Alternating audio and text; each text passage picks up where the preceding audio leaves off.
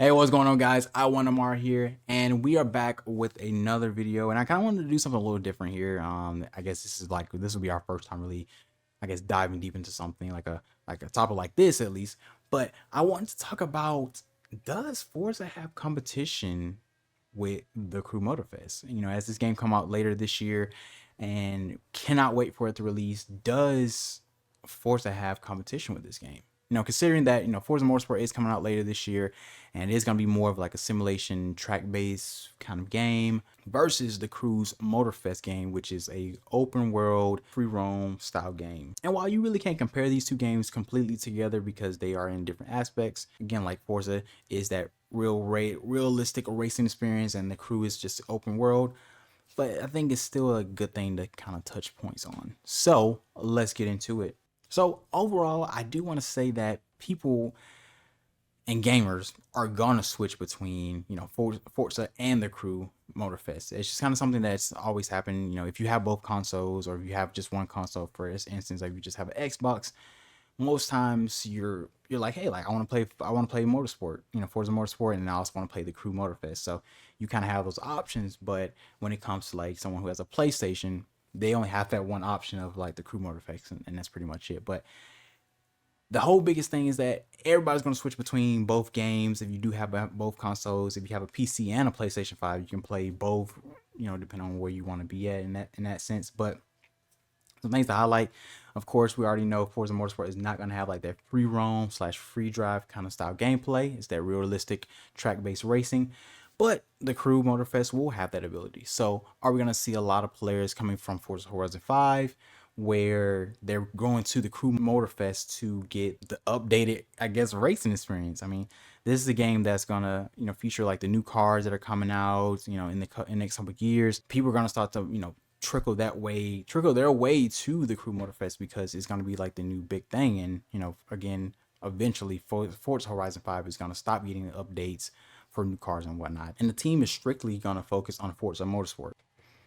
And another concern I also kind of wanted to raise was about the Crew Motorfest and where it's kind of heading. So of course you can import all of your cars from the Crew 2 into the Crew Motorfest and just basically start off with those cars. But I think my confusing thing or my concern is that will the Crew Motorfest kind of die out kind of fast? I mean, if you're able to import all your cars from the Crew 2, which is completely optional, if you're able to import all of those cars into the game, do you feel like the game is going to get boring? Do you feel like it's going to like die off really quickly? I mean, based on like the beta and gameplay, you know, based on how it is, they have different playlists that you can play, and they kind of celebrate different racing styles, like made in Japan or the Porsche 911 Legacy. And those are kind of different playlists that they want to celebrate. And when the game comes out later on, pretty sure it's going to be more stuff like that, which, you know, is cool. But what's like the next big thing? What are we going to focus on when we actually beat the game and continue having us to play the game? Other than, you know, cruising with our friends and having that good time, what else is gonna be there for us? I mean, I think with Forza Horizon 5, after you beat the game, it can be somewhat kind of dead depending on what you kind of like to play and whatnot. Now, for me, I typically love to just explore all like the different cars, especially when they have new cars come out. I like to explore those and, you know, just do different things with them. So with cars that typically don't go off road, I like to make them into off roads and just kind of, you know, see that and see how that works with that car. But other than that, if you're just someone who just likes to race and who likes to go fast, or someone who's, you know, more campaign based and love a good story, where can we see the Crew Motorfest kind of go towards? Like, that's something that I kind of want to know myself. Like, you know, when you're spending $100 on a video game, well, at least for the gold edition in this sense, when you spend that much money on a game, you're kind of wondering like, okay, so what are we gonna get? Are we gonna get any type of like DLC story content or updates? And I think that really brings a lot more energy into the game if you do have a good storyline, or if you are adding DLC stories. You know, I feel like that's gonna keep a lot of people's attention. But at least with Forza Motorsport, you are getting that new experience of racing. And getting into my next point, the Crew Motorfest actually has something really awesome that I'm really excited about. It has the 2023 Dodge Charger Hellcat Red Eye, and I think this is something that a lot of fans have been asking for over the years, and it is finally like here. Now, NFS was like Need for Speed Unbound was like the last game to have the most recent update of the Charger Hellcat, which was a 2019. Horizon has been stuck on the 2015 Charger Hellcat since I think Horizon 4. The Crew 2 doesn't even have like a really updated version of the Hellcat, at least a Charger version of it doesn't even have a Hellcat. And I really wanted to point this out because all three of these games have all of the other types of muscle cars. So Ford, so they have the Ford GTs, the Crew 2, Horizon, they have the GT500s, they have the GT350s. Well, at least Horizon has a GT350. They have so many different variants of like the Mustang, and they have the variants of the Camaro. So they have the Z28s, they have the Z01s. Horizon 5 has the 1LE, so they have so many different variants, but they're pretty much, you know, updated for the newest year. The Camaro 1LE I think is a 2018, which is pretty solid. But we think about it, Horizon, the 2015 Charger Hellcat is kind of like outdated, like it's 2023. And the fact that the Crew Motorfest actually has the 23 Dodge Charger Hellcat Red Eye is amazing. Not only is it a Hellcat, not only is it the 2023 year, but it's also a red eye, which I'm just really super excited about it, and I honestly cannot wait for that to actually drop. Now, the only downfall about that is that you do have to get the year one pass, which for that you just need to have the gold edition or the ultimate edition, which the gold edition starts at $100. So you got to kind of roll with the punches and whatnot. But nonetheless, we're going to get that version anyway, just for, you know, gameplay purposes and whatnot. Now, for fans with a much more wanting a realistic racing approach, of course, your game is going to be Motorsport. You know, that's the game you're going to really lean more towards to if you're looking for that kind of realistic experience and whatnot.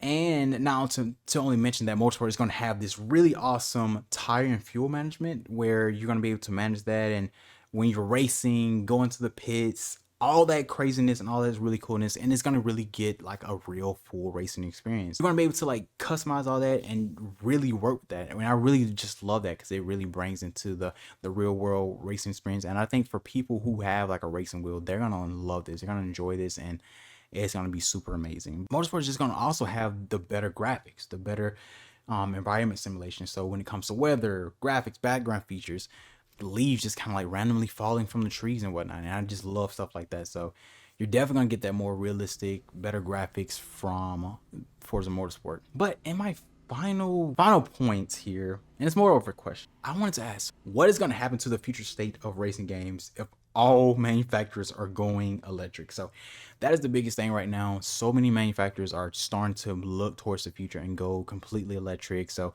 as we already know, like really awesome cars such as like Audi's R8s, Camaro, not Camaros, but Chevy's Camaro, Dodge's Charger, and Challenger are actually leaving, going out the door. So these naturally aspirated V8s are like leaving the world completely, and they're heading into like an EV kind of state, and that's where every manufacturer is going. And it really just makes me question, like, what are racing games going to be in the future? Now, of course, I think in the next couple of years, as racing games are continuing to be developed and new things are being added, it's still going to work. It's still going to be great. But then it's going to get to a point where every manufacturer is completely EV, and you're going to wonder, like, okay, so what car or what new thing is going to happen to racing games? Because you can only add like these, you know, like classic muscles and like the current day modern cars into racing games in the future so much, because then people are going to start to realize, like, well, every EV vehicle sounds the same. They all have that kind of like that whine or wiring kind of sound, and nothing really super unique in the sound aspect. Like, people love the V8, they love that roar of that engine and everything that comes with it. But if as we go along and we continue into the future and racing games and all that are being added to racing games are EVs, especially when it comes to updates or new DLC content, what are we going to really be adding? I mean, yeah, you can continue to add, like, you know, in DLC content, like, hey, we are going to add the 1987 so-and-so, and we're going to add the 69 Charger to the game, and it's going to be really amazing. Yeah, that's cool, but it's still going to raise a question. Like, people love to hear that V8 or that V6 or those turbo rallies or, you know, different kind of engines. People love to hear that. And if we're just continuing to add EVs to the game that don't really have anything distinct about them other than like, the design and look, people are gonna miss like, shifting and, changing gears and whatnot. And I think a lot of things coming, like especially in the EVs for Forza Horizon, is most of them are just like, a simple just one gear. You just kind of slow down and pretty much it, and you just speed back up. What happens every year, you continually to add the same non-EV vehicles to the game. So I think there needs to be a super interesting story behind, new racing games that come out when every manufacturer decides to go completely EV.